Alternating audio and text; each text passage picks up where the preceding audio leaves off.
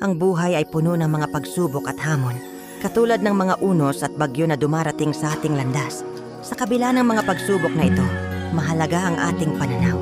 Ang bawat unos ay hindi lamang nagdudulot ng hirap, ito rin ay nagdadala ng mga aral na tutulong sa atin upang maging mas matatag.